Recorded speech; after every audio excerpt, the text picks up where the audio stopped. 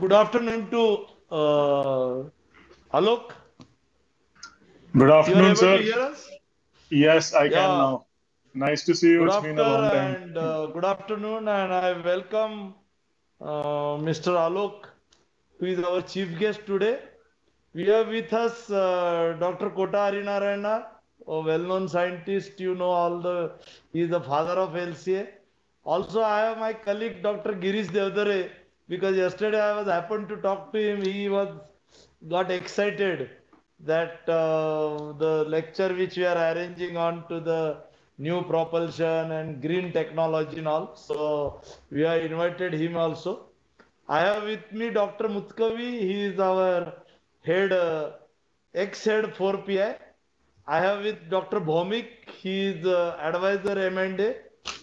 Dr. Manju Prasad, advisor works and services. Mrs. Sangeeta, she is our PRO, and a technician Munim, and we have four cluster chairmen, Mr. Dr. Venkat Krishna, Dr. Ramesh Sundaram, Dr. Harish, and Dr. Jatinder. Apart from that, the whole NL team and the whole CSIR team, we have webcasted it all over the India, and shortly we'll go live, and the whole CSIR team and NL team was much excited by this thing. So I will ask Sangeeta to start the session. Good afternoon. On behalf of CSIR NAM, I welcome you all for the National Technology Day webinar 2021. Today, we are privileged to have with us Mr. Alok Nanda, CEO, G India Technology Center and CTO, Southeast Asia as our chief guest. I now request our director, Sri Jitendra J. Jadhav, Director of CSIR NAM, to formally welcome and introduce the chief guest. Yeah, good afternoon once again to all. It's my privilege to welcome Mr. Alok Nanda, Chief Executive Officer, GE Technology Center, and Chief Technology Officer, GE South Asia. Alok Nanda is well known to me since last many years, and he leads about 5,000 engineers and scientists across multidisciplinary R&D labs and industry verticals, including power, aviation, transportation, healthcare, and renewables. Alok Nanda is a multidisciplinary uh, leader of the GE technology team in India to create value beyond the individual team potential. He is responsible to drive regional business outcomes through innovative technologies, solution, and to maximize value for GE from Indian ecosystem through strategic partnership, monetizing IP, and external funding, which is a very difficult task in doing in India, but he is doing extremely well. Prior to his current role, he was the Chief Operating Officer at GE India Technology Center, and he was the General Manager for Engineering in India for GE Aviation.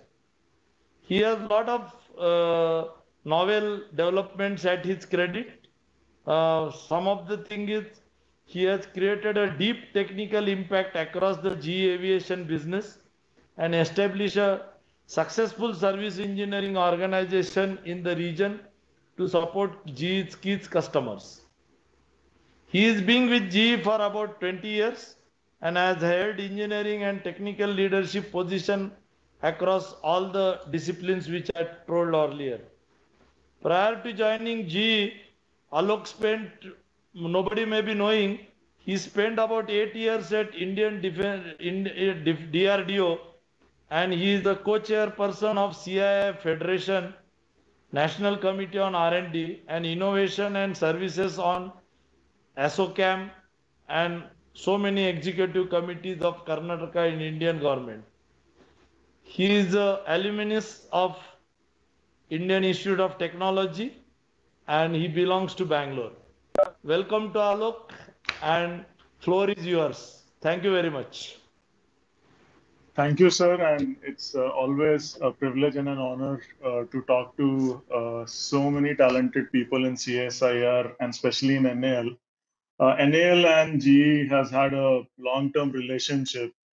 And we've collaborated on several things, whether it's validating our combustion rigs, whether it's doing impact analysis on some of our components, whether it's proving fatigue. NAL is a national treasure, and we are privileged to be in the same city and able to collaborate with NAL. So thank you to the NAL team for collaborating with us and supporting us on several things of aviation industry. So really, really happy to be part of this technology day and talking to all of you.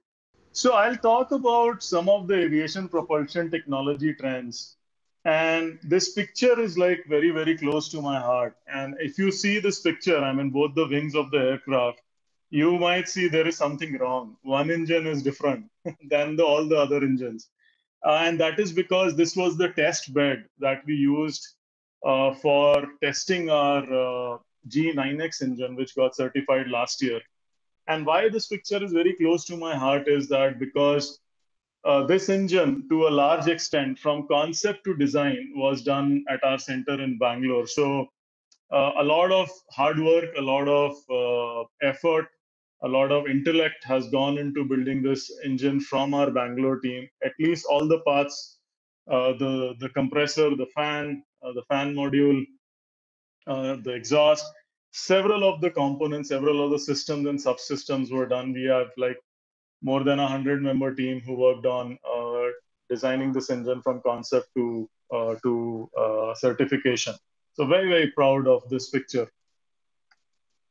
And this is what GE is. I'll spend one slide on GE just to give you a context. Our purpose is that we rise to the challenge of building a world that works. And what it means is on the left-hand side, right from 1879, from the invention of the electric lamp to today, where we have patient-guided mammography, which enables a woman to actually guide the mammography so that the pain is reduced while the mammogram is being taken.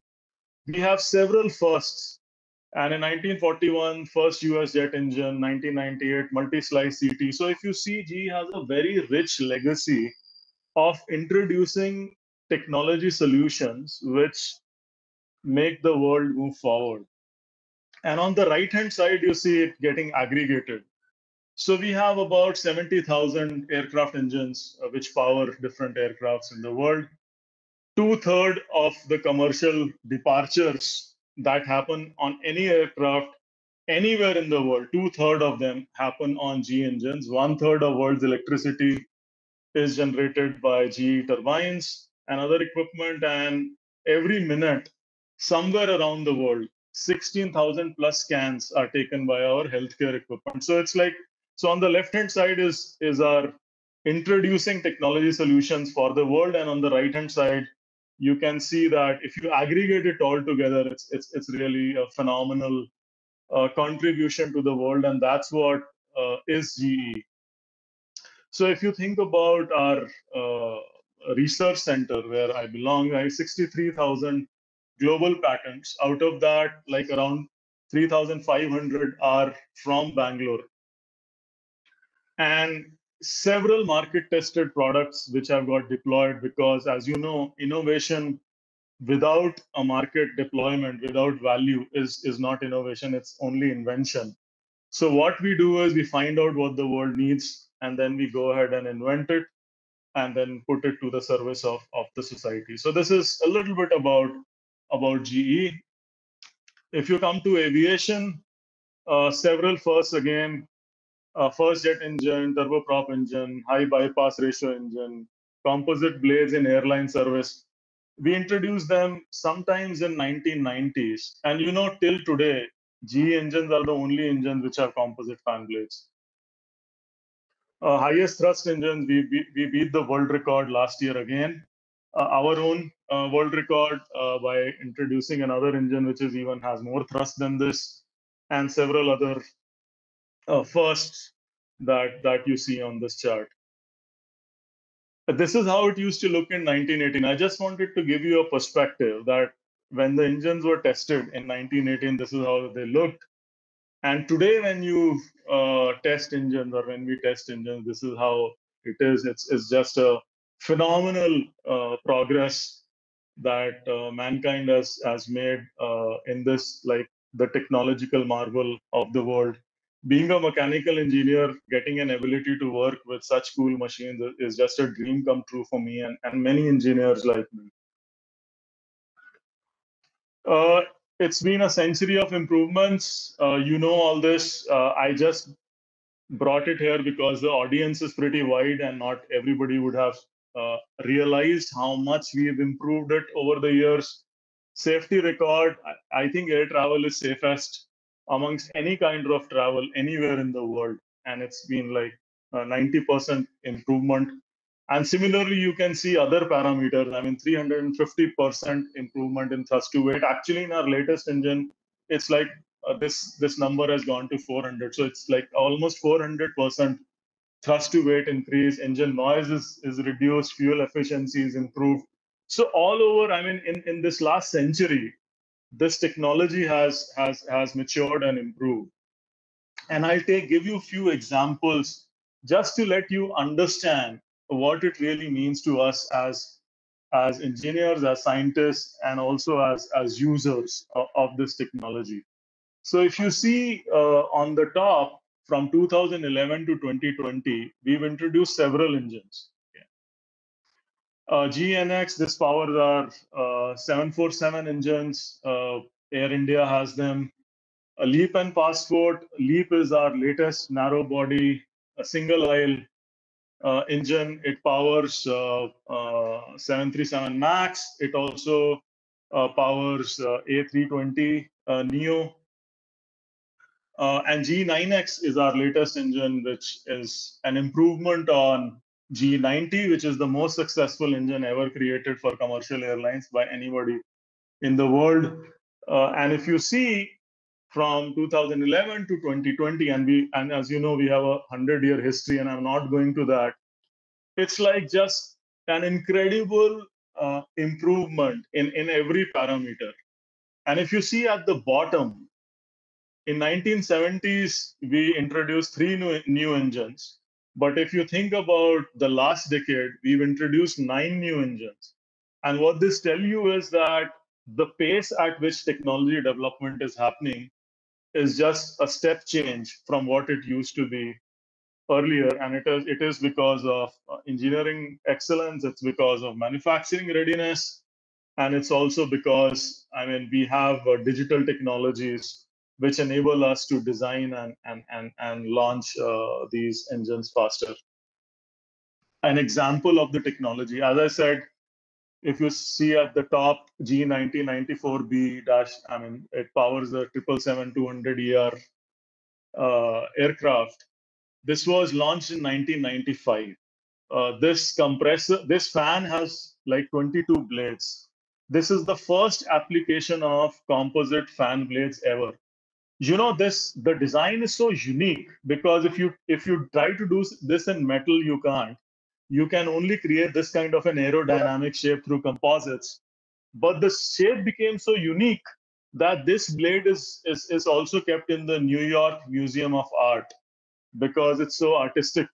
The art is is there is no, I mean, it's for aerodynamic shape, but it is also kept in the New York Museum of Art. So this was not enough. And if you go towards the right till 2020, last year, when we launched G9X engines, we could reduce the number of blades from 22 blades to 16. And we continue to improve on our composites blades technology. And as I said, nobody else in the world has introduced a composite blade in an actual engine application of this magnitude. Okay, and the experience of GE is 100 million hours, more than 100 million flight hours experience on these blades. And so once we learned how to do this blade, we also made the fan casing as composite. And you know, these blades are so important for safety because of bird strikes. So if you see the leading edge of the blade, the silver portion, there is a black portion in the blade and a silverish portion in the blade. That silver portion is a metal leading edge. So the IP, the beauty of this technology is how to have a metal leading edge on a composite blade and actually produce this at scale. This is just incredible. When we started making it, we used to have 90% plus scrap rate. So if we made 100 blades, 90 of them were like faulty. And now we have reduced that to like 2-3% or even less, less than 1% in the latest engine. So the technology was not only about proving it once, but also doing it at scale and economically, so that we can use it in actual engines. Similarly, if you know the gas turbine, so after fan there is a compressor. A compressor's job is to compress the air. A compressor is normally, you can say, if you see any one of your kitchen cabinets, so it's that size. It's in width. It's just that much. It's not too big. But in that much space, we compress the air 23 times. We used to compress it in 2011, and by introducing 3D aero technologies in 2020 in our GE9X engine, which again is holds a Guinness Book of World Record for highest thrust, we can compress it 27 times. So imagine your kitchen cabinet, imagine in that much space, compressing a large volume of air 27 times. And that's the power of the technology, the aero technology that we've introduced in our GE compressors. This is a video. If it plays, yeah, it does. So if you see this, when the ball strikes, this plate just broke. It's so brittle because it is a ceramic. Ceramic is brittle. But because we have introduced ceramic metal composites, if you see now, if the ball hits even the edge, the brittleness is so less. So we made it tough. And what these ceramic ceramic matrix composites do is that it allows us to have much higher temperature at 1/3 of the cost, at 1/3 of the weight of the material, and hence achieve these kind of results. So what I showed you in the last 3-4 slides, I have tried to summarize it here. And the way to read this chart is from bottom to up. G90 was an engine which was introduced in 1990s. G9X is its successor. It got introduced in 2020. And if you go from bottom to top, you can see how we've changed the game in the industry by achieving the parameters which were not really thought possible. And on the right-hand side are the critical technologies. I talked about ceramic matrix composites. Ceramic matrix composites, and I showed you in the video how they work. The beauty is that the fiber is also ceramic and the matrix is also ceramic. But imagine if you use only ceramic and you don't treat it, it's very brittle. If you want to make it tough so that it doesn't shatter, as I showed in the video, we use a special coating and then cure it so that it gives its toughness. So now a ceramic can take a lot more temperature, so you can raise the temperature, increase efficiency. But a ceramic is also lighter in weight. So if you could create a ceramic which is tough, you can go for higher temperatures, and you have the components are not that brittle. And so it's just a win-win situation, which allow us to achieve the numbers that you see on this chart.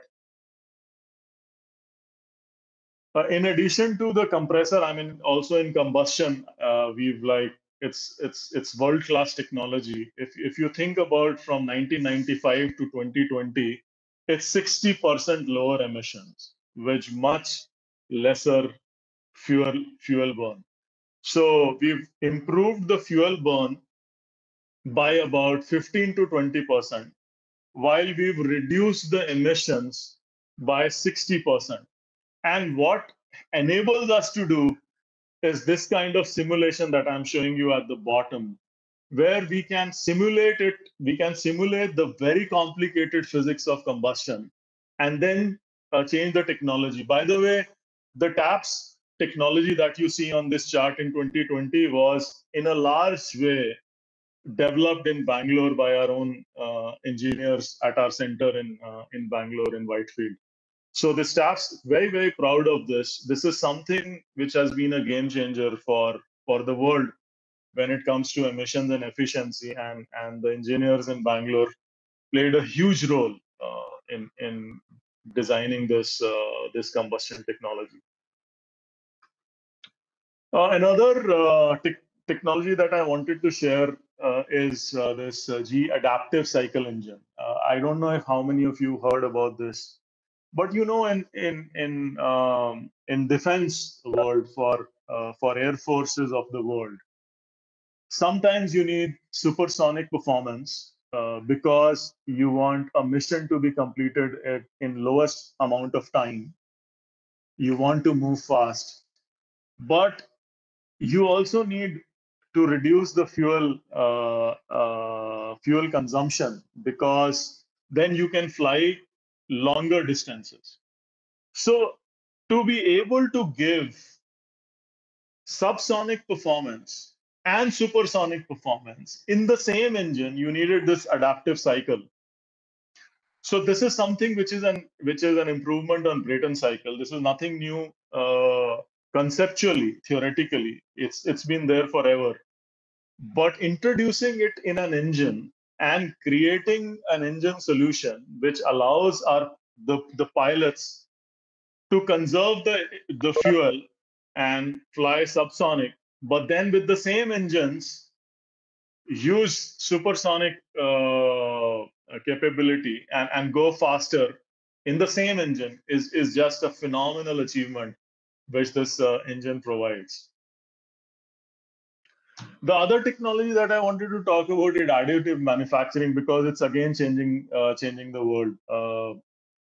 It's something which has been dramatic. Let me show you a video. Unfortunately, the voice is not there. I tested it along with the NAL team, but I'll try to speak through the video so that you can understand what it really means.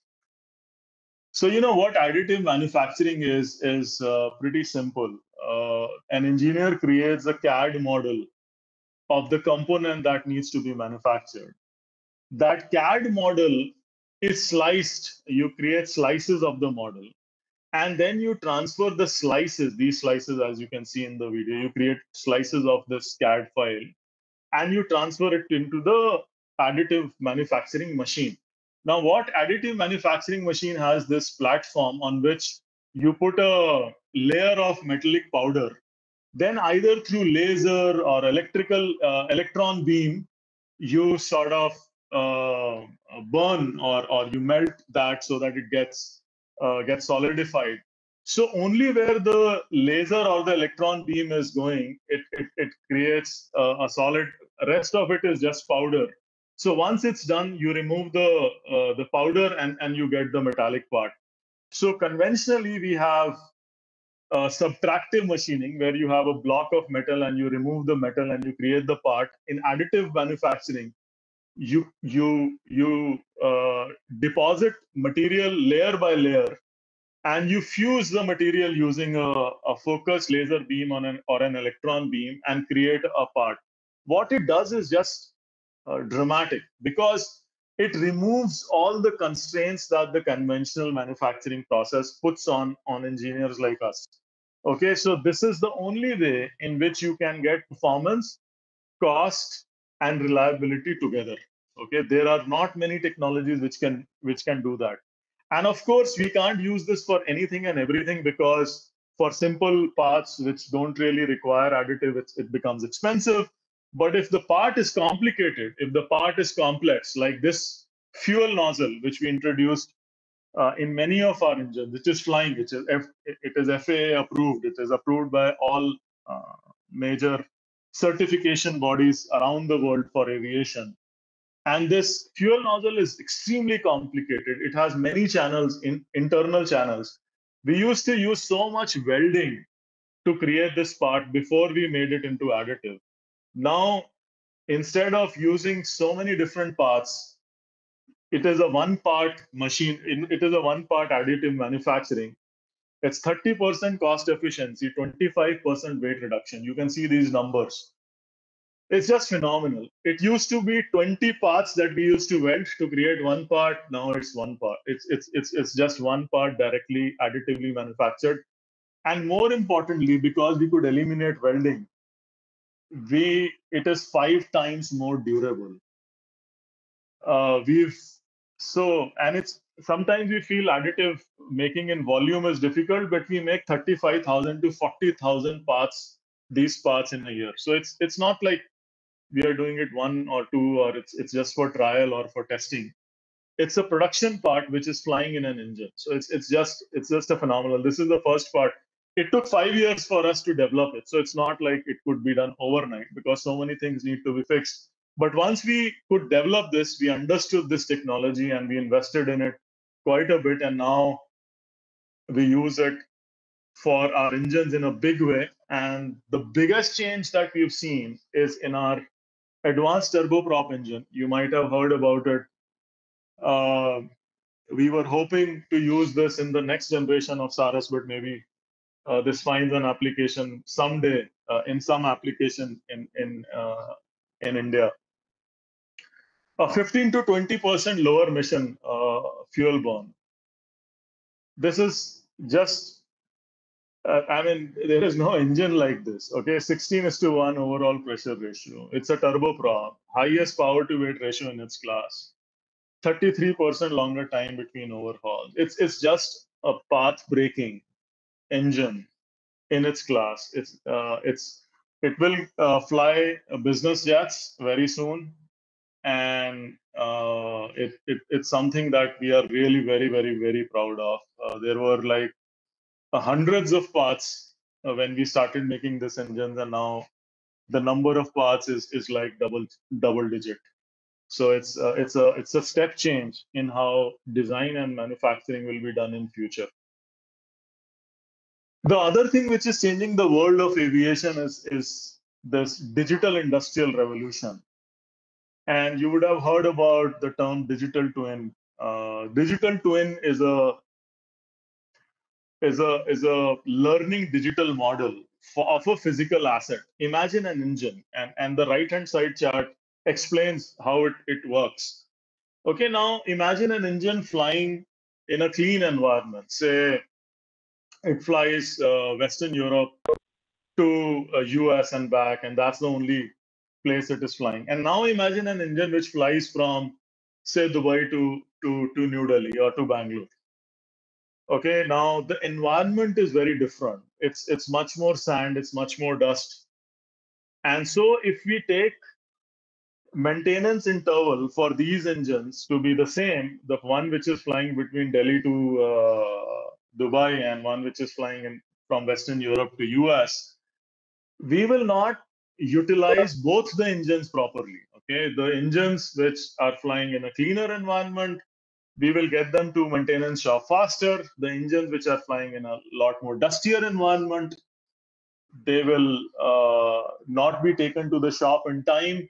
So you see the two lines, all the dots are engines. Okay, the nominal environment is the engine which are flying in cleaner environment, and the upper line, which is the harsh environment, is engines which are flying in more dustier environment, more environment where the temperatures are higher. And you can see that if the y-axis is cumulative distress and x-axis is cycles, it takes far less number of cycles for the engine in the harsh environment to get to a failure mode. And this you can do only through machine learning, AI, and those kind of applications. So we are deploying machine learning and artificial intelligence into all the data.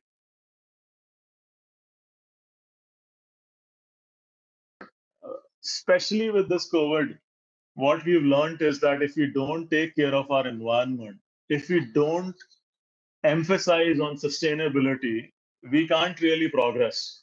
So whichever country it is, whichever nation it is, whichever city it is, sustainability will be the key driver for the world. That's what we believe in. That's what we are seeing. And what drives sustainability in this context is these three things. It's decarbonization. There is too much emission. And how do we reduce emission, decarbonization across industries? And of course, our aviation industry contributes to carbon emission, not in a big way, but in some way. Electrification. You see, everything is getting electrified, right from cars to our appliances, everything. What it will do is that it will make the electrical technologies much better. It will make motors better. It will have much better chips. It will get battery life to be much longer, and battery cost to be much lower. I mean, in last decade, the battery costs have fallen six times, 6x. It's just phenomenal. And once batteries start getting into the energy industry, somebody will figure a way out to have a battery which is cheap and which also lasts long and which also is not that heavy. Once that happens, I mean, the world will change. There won't be a Brayton cycle, adaptive cycle, all those complicated technologies. It will be electric, hybrid electric, and healthy travel. I mean, imagine the condition of the aviation industry today. None of us feel comfortable flying. So that's also a trend. What can we do which takes the fear away from people to fly? Because that's the only way to save the aviation industry. And I'll show you what we are doing around this. So while safety and reliability remain our top priority, and we keep pushing the boundaries of performance and cost, as I showed you in all the technologies that I talked about, what is the key trend today is decarbonization, electrification, and healthy travel. And let me talk a little bit about that. Now, if you see this chart, the y-axis is carbon dioxide emissions, and the x-axis is the year, so 1990 to 2050. If you see the black line on the top, okay, that's the emission that would have been the emission trajectory if no improvement were done since 1990. I showed you how many engines we introduced. We reduced emission by 60%. We improved fuel efficiency by 15 to 20%. And hence we changed the trajectory of this curve to the black line, which is at the bottom, the CO2 trajectory. But if you think about today's 2020, and if we again do nothing, if we don't implement or introduce new technology, the curve is going to grow. And that's the trajectory, which is the second black line, which is marked CO2 trajectory if no improvement is done from today. And that is unacceptable because we all agree that sustainability is a key thing, decarbonization is a key thing. And so many things need to happen. We need to continue to push technology. We need to manage traffic and infrastructure better so that the planes don't keep flying over the airport. We have to introduce alternative fuels which are greener as a blend to start with, but then get to 100% alternative fuels. And then only then, in 2050, we will reach the carbon dioxide goal that the industry is targeting. So this is just a massive, massive call for introducing new technologies. And you know how GE is looking at it is this, okay? The fundamentals remain fuel efficiency, noise, and emissions. What we need technology advancements is we need a different architecture, we need better aero technology, better materials, and we need to use additive and digital. And I'll show you how we are thinking about it. We've broken the problem down into three major buckets. Okay? And this is the whole idea is to get to 20% plus CO2 efficiency in shorter term. Okay. Now, the first column is propulsive efficiency. And I talked about how increasing bypass ratio gets us better fuel efficiency, right? Better efficiencies in the engine. So we've continued to improve bypass ratios, but where do we end? And so since 1988, we've been working with NASA on a program which is called Open Rotor. You see the left-hand side picture, which doesn't have a casing, a fan which doesn't have a casing, Open Rotor. Now, Open Rotor had definite efficiencies, okay, but it also produces a lot more noise. So working with NASA, we fixed that noise issue. But there is one more issue. If the fan blade breaks for some reason, there is a casing which contains it. Now, if this open rotor breaks, now this can go and hit the fuselage, this can go and hit the plane, it can go and hit the window, crack it, the whole, I mean, safety will be compromised. So how do we solve that equation? Now, do we use open rotor? Do we use open rotor and a gear? Do we use a fan case with a gear? Do we use all these things? Do we use adaptive cycle? Do we use advanced Brayton cycle? I mean, those are the things. So we are working on our next gen narrow body engines where all these things will get introduced. Some of these things will meet the reliability and safety criteria and will remain. And some of these things, again, we will leave for future. If you see the second column, so first was propulsive efficiency, and we try to get it either through bypass ratio or through open rotor or through a geared engine. Thermal efficiency. And the simple rule is if you could use higher temperatures, you can gain more thermal efficiency. But a metal has certain temperature limits. Even if we cool it with the best cooling technology, it has certain limits. So we introduce ceramic matrix composites, as I talked about. But ceramic matrix composites are very sort of complex. So they can't be introduced in everything. So what do we do about that? Additive is another technology. How do we make use of additive? I gave you a little glimpse of lean combustion, 60% reduction in combustion through our TAPS technology. What next there? And next gen thermal management, additive cycle. Now, in addition to additive cycle, can we also use advanced Brayton cycle?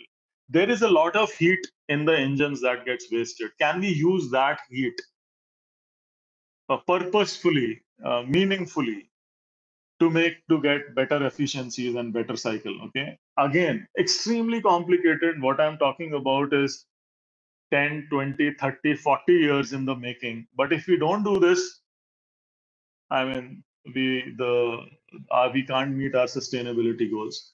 And the last column is equally interesting. It's the hybrid. As I said, see, I'll give you a little bit of an insight into how the gas turbine world works. You know, more nations in the world have been able to make nuclear bombs than nations in the world who've been able to fly gas turbines.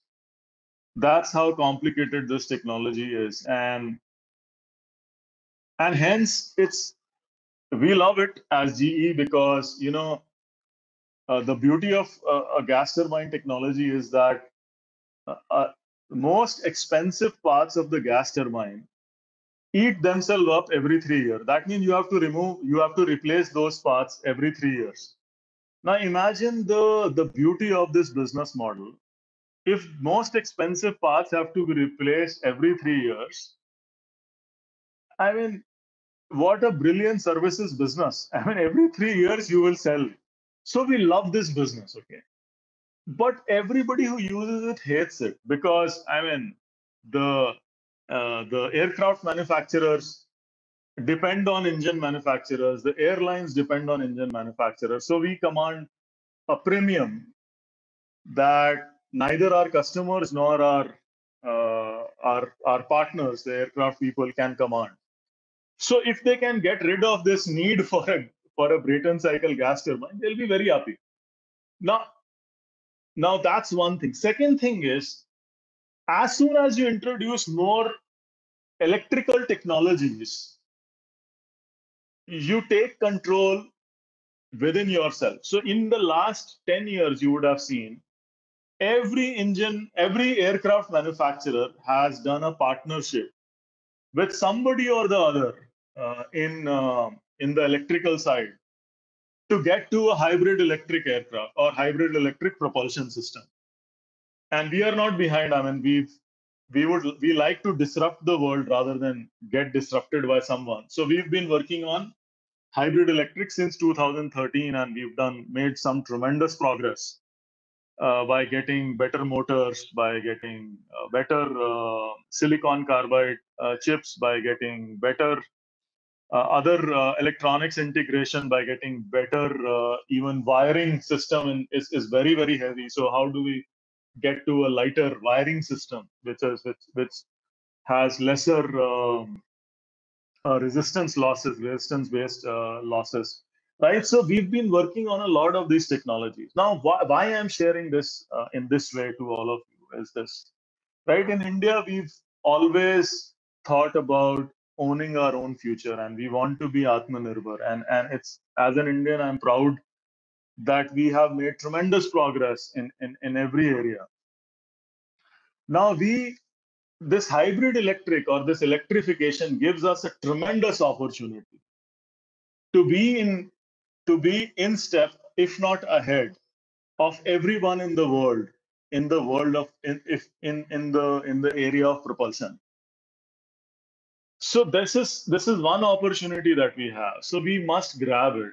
Smaller aircrafts, medium-sized aircrafts. I mean, in our lifetime, each one of us will fly a hybrid electric aircraft. As soon as we get there, as soon as hybrid electric becomes reality, I mean, it might take 10 years, 15 years, 20 years. I think we will be like, this will be a game changer, because then the aircraft manufacturers actually own their own destiny. The engines are not going anywhere, but the reliance on that for efficiency will reduce. And hence, I mean, as GE, as NAL, as India, as anybody in the world, I think this is one technology trend that we can't miss. The other one is the sustainable aviation fuels. Okay, so as I said, decarbonization is important. And if you see, this is an eye chart. I mean, very, very small icons. I don't expect you to read it, but these are all the engines and the planes which are powered by GE engines. And what we want to demonstrate, what I'm showing you here, is that every GE engine we are making capable of flying on these sustainable aviation fuels. These could be organic fuels, 100%, or these could be a blend of an organic fuel and an aviation fuel. Every engine. So this is the future. Nobody will fly only on fossil 10, 15 years from now. So we've already prepared for it. Every G engine has this capability now. The other trend which is hitting us is hydrogen.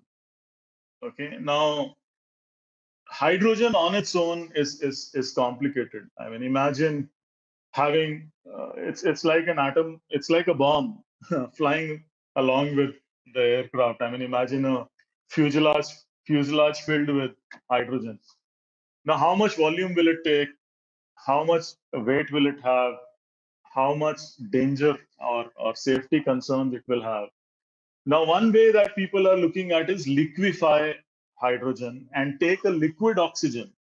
Now, you know, if you have to take liquid oxygen on an aircraft, imagine you have to take a cryogenic plant there, because it has to have a cryogenic kind of temperatures to keep it in the liquid form. And why I'm telling you is because of the bottom picture. If you see the second picture on the bottom row, which is G Renewables, green hydrogen, you know, we are also working on a superconducting magnet generator for our wind turbines, for our offshore wind turbines.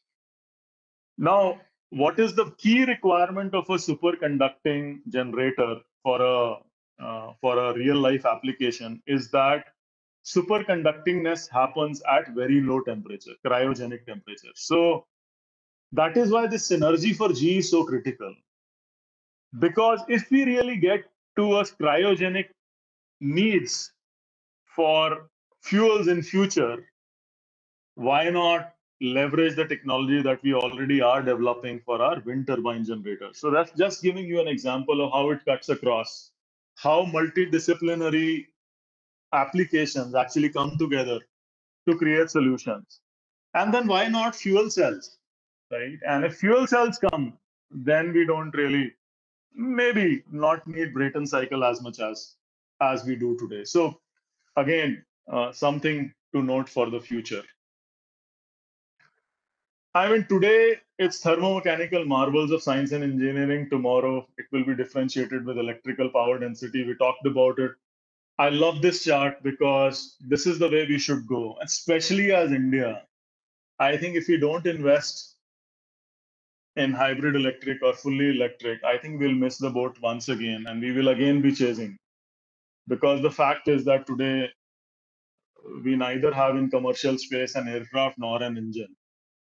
And I hope that in next 5-10 years, we change that scenario.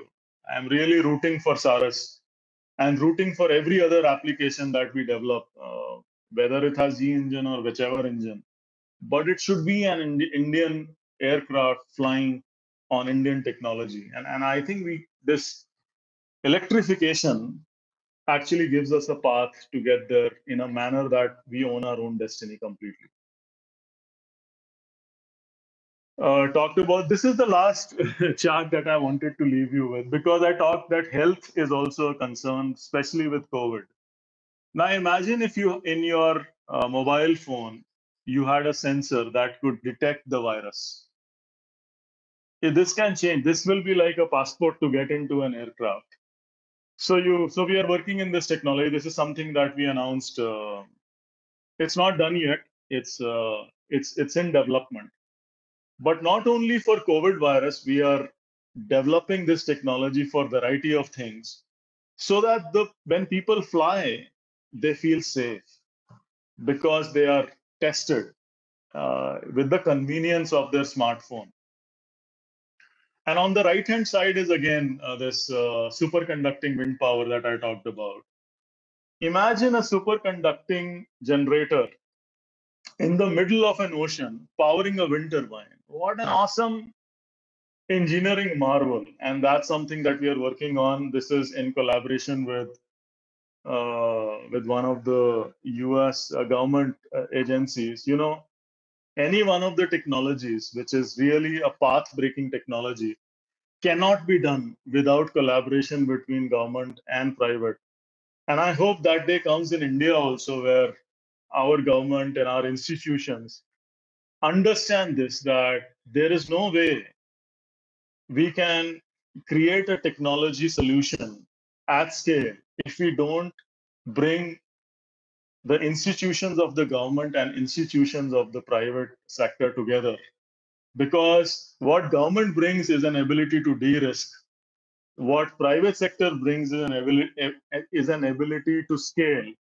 What government institutions bring is the talent and also keeping the interests of the country in mind. What the private industry brings is this capitalistic but very practical commercial angle, which is critical for any technology to become successful. We can't bring them together, we will not bring.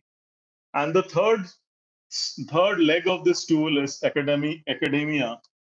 We worked very closely with IIT Chennai, with several IITs in the recent past. And you know, earlier we used to think if we go to an IIT, we will not be like, who will get the work done?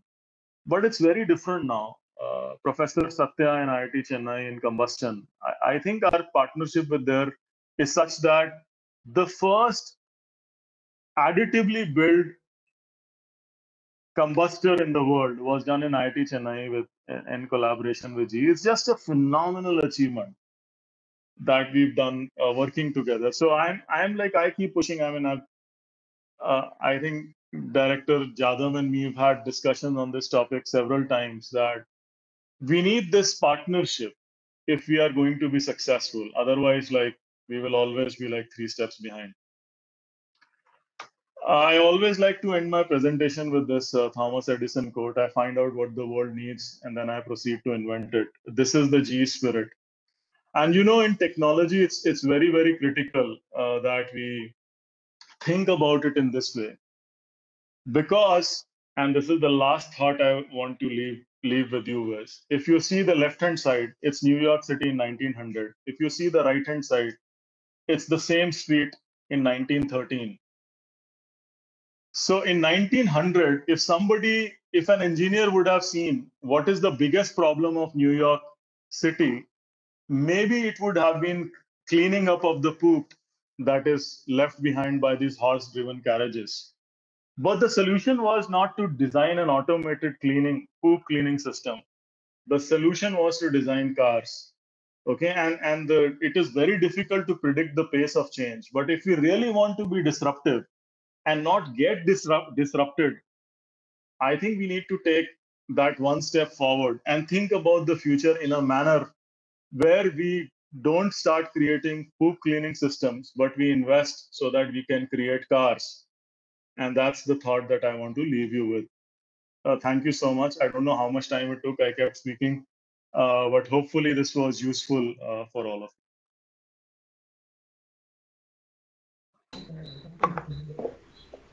Thank you very much, sir, for briefing about GE's contribution. I now request Dr. Manju Prasad, Head KTMD, to propose the vote of thanks. Some questions we can ask? Yes, some questions we can ask?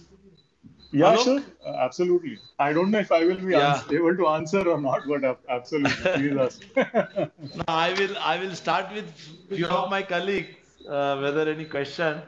First, we'll start with Dr. Mutkavi. Hello, can you hear me? Yes, sir. Am I audible? Yes, sir. I was very interested in your applications of AI for using the digital twin, right? So you showed that graph with, one in the clean environment and one in the more, harsh environment, right? Those are all the measured data, or also you are using simulated data to apply the AI techniques to be able to make projections. Sir, your voice is breaking. I could not hear your question. If you can repeat it, the voice is breaking. Now, can you hear me now? I can hear you, yes. Am I audible now better? Yes, much better, sir. Yeah. So what I was asking was, you showed that in one of the slides wherein you're using AI techniques for applying it to the digital twin, right? And you had two lines, one operating in a harsh environment and one in a cleaner environment. And I presume the data points were actually measured data points. But are you also using some of the simulated data and use the AI techniques to be able to make projections and also make design changes? This is an excellent question, sir. I'll answer it in two parts. One is, if you use data alone, this is our experience, because in aircraft engines, you can imagine, the failure data are very, very less. Thank God. I mean, we have very few failure points, and hence the data is very less. So what we use is, we use our physics models, fuse them with our data, and that has given us efficiencies far beyond what only data could give. Now, of course, when we learn this and we implement it in our maintenance solution, we also circle back and implement these learnings into our new designs. So we close the loop. And so new designs get benefited from what we learned from data and physics on the engines which are operating. So the newer engines already have this inbuilt. And what we've also done, I mean, this is like actually pretty amazing. We never used to do sand testing so much. Now, in our protocols for testing engines, because a lot more growth is happening in our part of the world, which has much more dust and sand, the amount of tests that we've introduced where we throw sand onto an engine are far higher than was before. So it has not only improved our designs, it has also improved our testing protocols. Great question. Thank you so much. I would like to also have some offline discussions with you about these things, if you don't mind. Yeah, absolutely. Anytime, sir.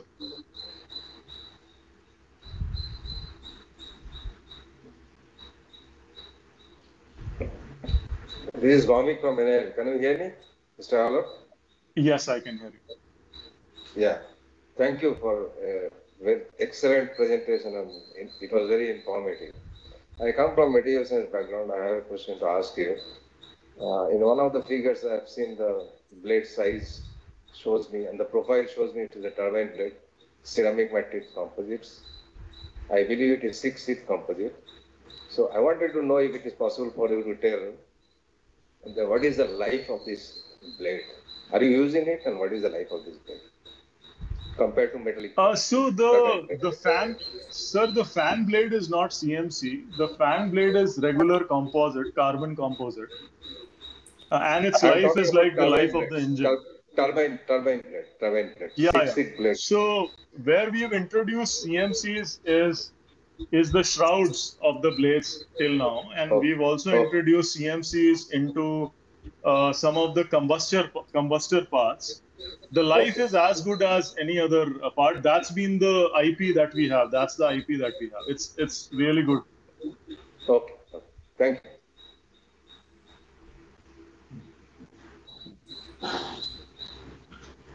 Any question from Dr. Kota, Girish? Yeah, just waiting for that.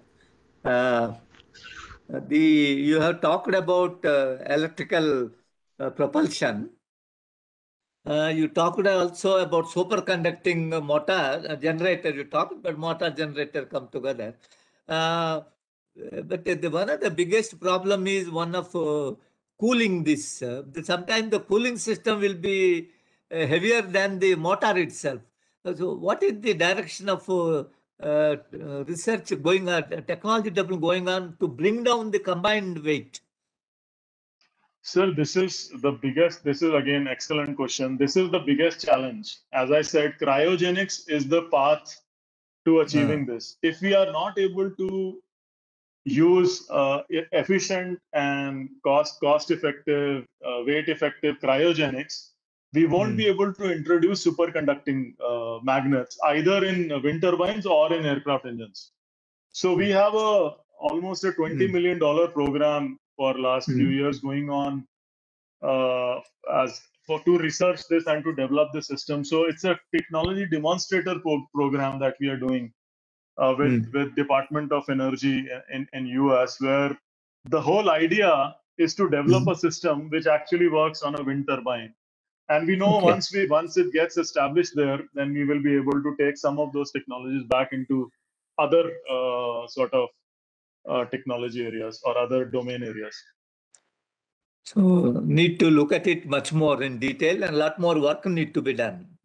A lot more work needs to be done. This is something which will be introduced in next like 3 to 5 years. Okay. Just one corresponding question. See, in today, they're primarily working on batteries as the energy source. But fuel cell is talked about now and then, hydrogen fuel cell and all. But do you think fuel cell can be a good substitute for battery for an electrical propulsion? So like right now, all the technologies are like our candidates, Kota sir. You know that to develop a technology takes decades. Not because we don't understand the chemistry or the physics, but engineering the technology at scale with safety and reliability is very, very tough. And so whether it's hydrogen, whether it's organic fuels, whether it's fuel cells, everything is like right now, we have a concept which we call a blue team concept and a red team concept. A blue team is the one which believes it can be done, and so we just do it. And the red team is the one which introduces constraints. Okay, have you thought about this? Have you thought about this? Have you thought about this? So right now, the hydrogen technology or the fuel cell technology is in a stage where people are evaluating it. I'll give you an example of how we are thinking about this. Right. So you see now we have the goal is to reduce combustion. The goal is to reduce CO2. Right. The goal is not to use hydrogen. The goal is to reduce emission. Okay. Now, what are the technologies which we can use, which will be the most cost-effective technology? Where will be the fuel most easily available? What will provide safety and reliability? So hydrogen is one amongst many technologies which are competing. My personal belief, again, this is not GE talking, this is like me. My personal belief is hydrogen will first get introduced at the power plant level, at the production level, at the power plant with heavy duty gas turbines. Once we have enough experience using it reliably and safely, I think only then it will get into aviation. So for hydrogen, the journey is far, in my view. First, what will come is sustainable aviation fuels, the organic fuels, then Okay. hybrid electric, then fully electric, and maybe then by that time hydrogen would have got established, and then it will come. So, but this is my personal view, sir. This is not the Okay. like the G view or any Okay. view. Okay. Okay. So we have to live with batteries for quite some time as energy Sorry, sir. source. We may have to live with batteries like lithium-ion battery or lithium-air So, battery batteries will be the for game aircraft changer. is concerned. Yeah, batteries will be absolutely the game changer. I mean, imagine now Tesla. Just let's talk about Tesla a little bit. Yeah. Now, Tesla is introducing batteries at large scale with electric cars. But the game plan of Tesla is not only cars. The game plan of Tesla is energy. Because Yeah. if you create a volume for batteries, you reduce the cost. As I said, the battery cost has come down by 6 times. Yeah. Now there is an incentive for people to invest in technology, battery technology, to not only reduce costs but to also increase life and also get it more safe, right? And so Yeah. because now batteries are being used so much, because every country wants to go electric cars, the battery costs will come down, the life will go up, technology will get introduced, and hence we can't think of a system which will not be electrified. So Okay. the biggest thing that I see is that the whole world will get electrified. So you electrify everything and then make the production of electricity zero carbon. And then the Zero. whole world becomes zero carbon. I mean, that's the game plan. I mean, that everybody is going towards. It's not tomorrow, Okay. day after. Maybe 50 years, may not be in our lifetime. But I think in like 50 to 60 years, we might see a world which has almost everything electrified. And then electricity production is zero carbon. And hence we get to a stage where we don't really produce carbon dioxide. Because once Okay. you introduce carbon dioxide in atmosphere, it lasts for more than 1,000 years. Yeah, that is a problem. Yeah. Thank So you. once you introduce, you can't do. One-way It's there. traffic. Yeah, 1,000 years it stays. Only trees can take it out. Take it out. Which we are Okay. cutting. Thank you. Thank you. Yes, thank you. Jadhav, back to you. Yeah. Girish, any question? Girish is there? Yes.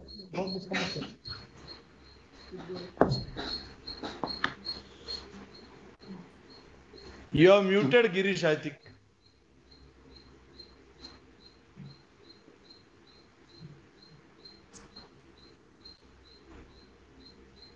We can't hear you, sir.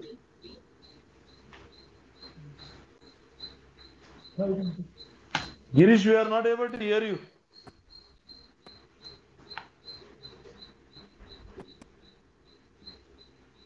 No, we still can't hear you, sir.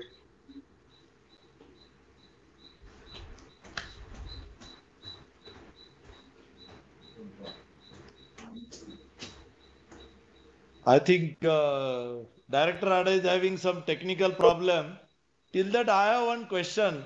Recently, in one 6-seater hydrogen plane has taken off from California with Zero Avia, some startup. And you must have heard that news cutting. And they are not gone for the hydrogen, but they are gone for hydrogen cells type of hydrogen, and they hybridized with the turboprop engine. Okay, and that's what they are now claiming, that the similar technology will be there for the 19-seater aircraft and all. And they are claiming that there is about 15% uh, specific fuel consumption efficiency and 20% reduction in the complete emissions and all. So have you come across that, and can you throw some light onto that? What really is that technology which this Zero Avia has done?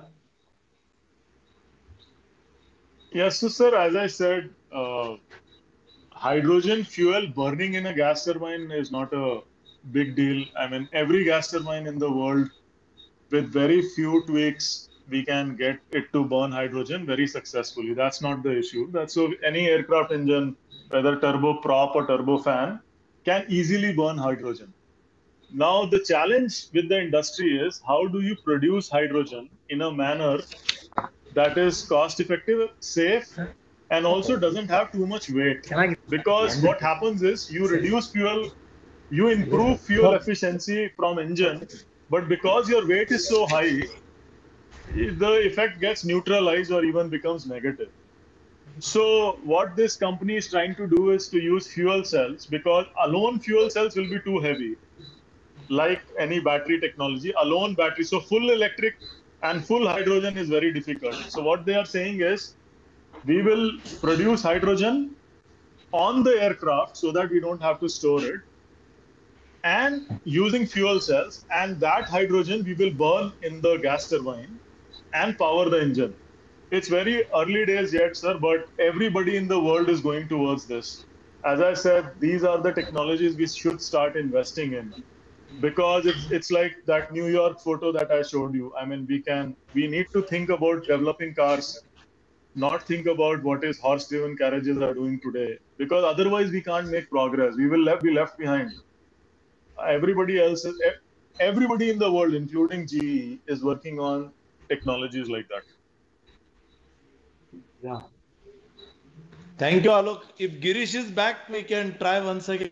Sir, he has some issues, so he has asked some questions. I'll just read it, sir. What are the IBHM features you are introducing in the engines?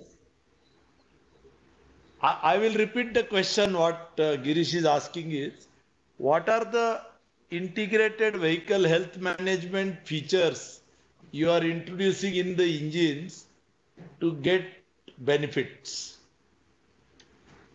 So as I showed you on the digital twin slide, sir, we have a huge digital enablement for the new engines that are coming up.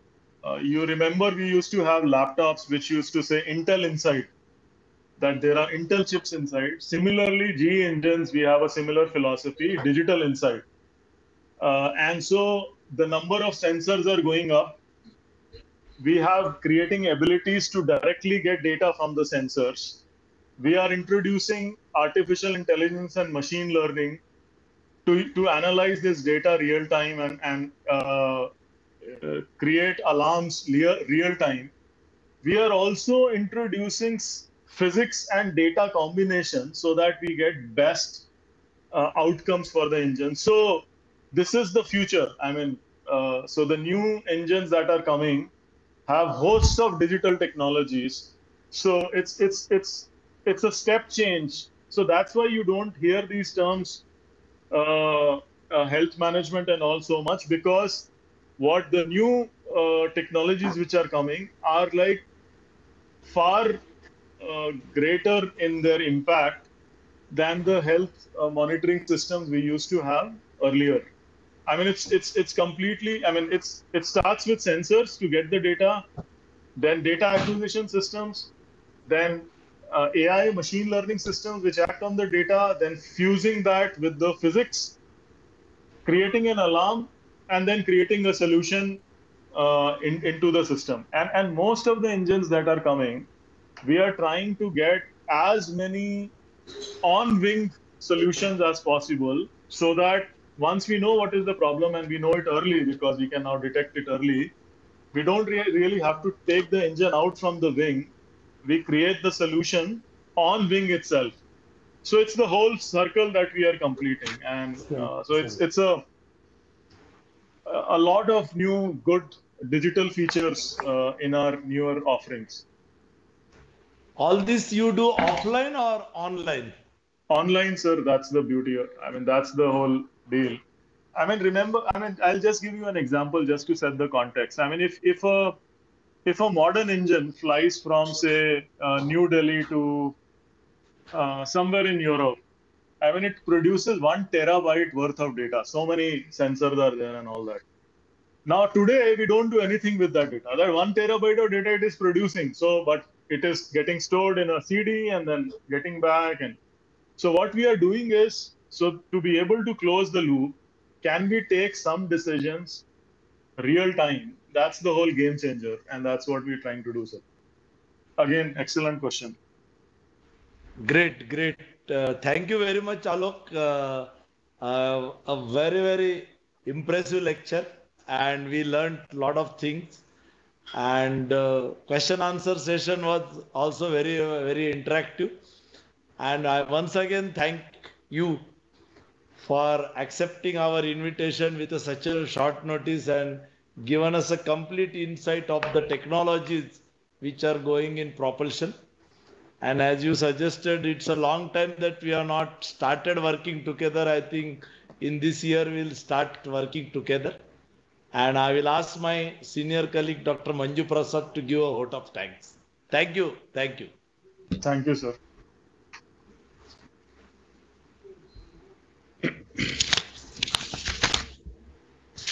Good afternoon, all.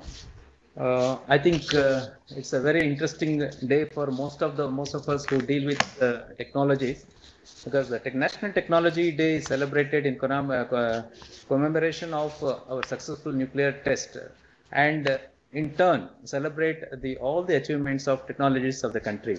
And as a befitting answer for this year's celebration, I think we were lucky to have Mr. Alok Nanda, who is the CEO of GE, to give us an excellent lecture on the next generation aviation and propulsion technologies. He virtually took us through the whole world of engines that are used in aircrafts and the whole gamut of new technologies that GE is trying with. So he covered various topics like ceramic matrix, composites, then additive manufacturing, and digital twins, how they are adopting in GE, and so on. And ultimately, he landed in hybrid electrification of the engines, and excellent. And I think what I came to know, the feedback what I got was, we have actually 413 members who are watching this online in the webcasting, and that shows the popularity of this speaker as well as the topic. So thank you very much, sir. I think you accepted our invitation at a very short notice, and you made our today's Technology Day celebration a grand success. Thank you very much, sir. Thank you, sir. I would like to thank Dr. Kota Harinarayan, SERB Distinguished Fellow, and Sri Girish Diodare, Director ADA, for accepting our invitation and participating in this function and making this function a successful one. Thank you very much, sir. I would like to thank Dr. Mutkavi, the former head of CSR 4PI, and Dr. Baumik, advisor M&A, CSR NAL, and all the cluster chairman, and Dr. Pashilkar, who is the PGD of all our aircraft programs, for participating in this program through WebEx and making it a grand success. And I would like to thank Mr. Muni and other ASISD members, and also Mr. Hemalata and Ms. Jayanti, deputy head and head of ASISD, who helped us in making this online program successful by arranging for all the webcasting as well as the WebEx meetings. Of course, I would like to thank my colleagues, Mrs. Sangeeta, Mr. Sandeep, and other members of KTMD, and also the members of all the service divisions who are who took active role in making this function a grand success. And last but not the least, I would like to thank all the participants who participated, who attended this webcasting meeting and also through the WebEx meeting, and made this program a grand success. Thank you all. Thank you very much. Thank you, sir. Thank you, Alok. We'll meet in person in a short. Yeah. Thanks. Thank you, Thanks. sir. Thanks. Thanks. Thank you.